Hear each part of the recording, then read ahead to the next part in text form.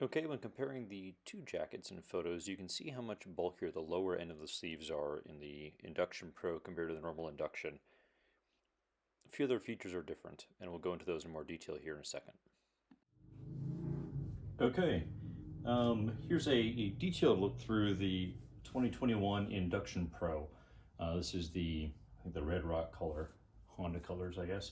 Um, so you already saw in the photos, and when I walked through that the fit is very different on the Induction Pro compared to the normal Induction, which is honestly kind of surprising how much of a difference they've made. I think the emphasis that they made for the Pro is more mesh. So it's the same mesh everywhere, but there's just a heck of a lot more of it on the Pro vice the regular, I guess. So you, instead of having stretch material on the sides, you now have mesh here and here.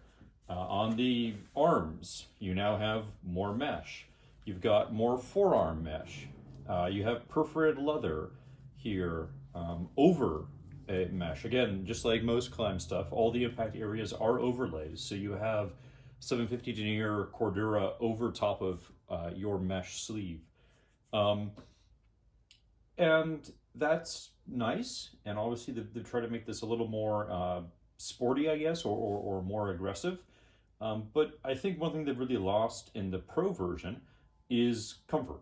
All of these areas used to be stretch material. So again, you've got a little bit of like two-way stretch in this fabric in the mesh, but not a ton.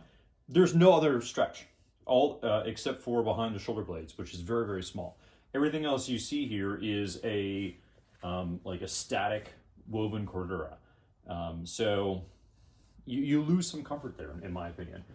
You do gain a ton of reflectives. You've got reflectives here on either shoulder. This is like the painted on stuff. You can probably see on the video, you've got reflectives here. So it's quite bright. And I think this is just the other thing too is you do get better stretch material on this. So right here at the shoulder blades, again, it's very small, and hopefully you can see it's only like that much. And the other thing too is because of this yoke woven across, unlike on the normal Induction, which has mesh there, if I remember correctly, this prevents stretching. This is like a woven Cordura that won't move. So your only stretch is this very small amount here. So in my opinion, you gain impact area, I guess resistance, but you lose out on kind of the lightweight mesh jacket advantage. Otherwise, the other big change you're going to get here is level 2 D3O, and just to kind of show the difference here, this is more or less what comes in the normal Induction. It's slightly smaller because this is out of my partner's jacket, so this is the A coverage, the smaller coverage, but it's the exact same model of D3O that comes in the standard Induction. So it looks like this. It's very basic, been around forever. The Induction Pro gets the level 2 stuff. The same thing you'll find in the Carlsbad and some other jackets, and Icon and a variety of other manufacturers using this. So this is the LP2 vented D3O. And you can see, like, it is so much thicker in comparison. Very close to double the thickness, and if not actually double the thickness. So you're getting more impact resistance, and again, this is only in the shoulders and elbows. The rear is a standard level 1 Viper back protector. So I guess that's good, but it's also a lot thicker. And the thing for me is D3O compared to other level 2 armors runs significantly thicker, and it's flexible, right? But it kind of doesn't want to bend this way very well, and it's weirdly flexible, but because it's so thick, it in my opinion isn't always the most comfortable depending on area. That's my personal opinion. Other people might think of it differently. And that's really the biggest changes. So it's similar, the mesh is the same, it's just it loses all that structure. And oh, the other thing too is you probably saw in the photos, as I mentioned there, um, it doesn't sit the same because of the fact they've gotten rid of most of the structure with this.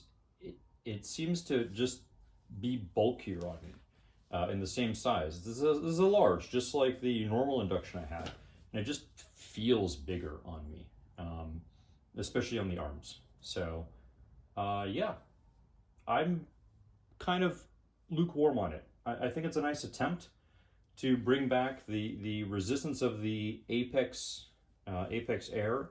You might remember, which had like all leather here and stuff, and give you a more middle of the ground option between a super lightweight, hot weather, low speed induction and something, super heavy and touring oriented like a Baja. But it's splitting the difference price wise. I'd pay the extra $100 to get a Baja, or I would personally get a normal induction. You still got overlays. You're still going to have tons of abrasion resistance. I mean, is there really that much of a difference between 500 and 750 when it's a doubled overlay? I don't personally think so. I mean, leather, obviously, yes, sure, but if it had leather here in both spots, I would be, I think, a little more enthusiastic because anything that's going to shred 500D is probably also going to shred the 750 overlays. So yeah, your leather may be fine, but you're still probably going to shred this jacket and get off. I don't know the protection's that much better. You can buy either level 2 D30 or in my, like a better armor is from my perspective, like a Alpine Stars Flex Pro level 2, which is way more vented, is thinner, lighter weight, and more flexible. Or if you want to go all out, you can get like a Force Field level 2 armor, which is slightly less flexible in some ways, but is like massively more protective than D30 LP2. So I would get a normal induction. I think it's better. I think it's lighter weight. I think it has more flex, and I think it's cheaper. And so you have better options there.